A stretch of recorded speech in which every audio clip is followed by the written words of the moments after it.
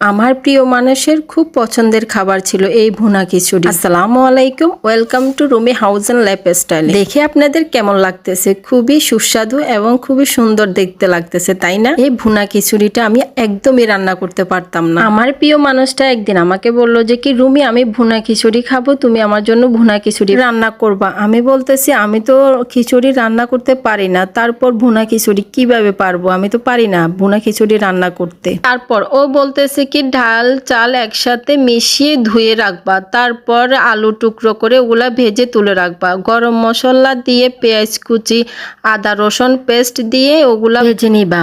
তারপরে তোমার কাজ হবে কাঁচা মরিচ দিবা, গোটা গোটা দিবা, না হলে ভেঙে দিবা মাঝখান থেকে। তারপরে দিবা তোমার লবণ দিবা, হলুদ মরিচ আর ধনিয়া গুঁড়া দিবা। সবগুলা দেয়া হয়ে গেলে অল্প একটু পানি দিয়ে ভালো করে নেড়ে ঢাকনা দিয়ে ঢাকি দিবা।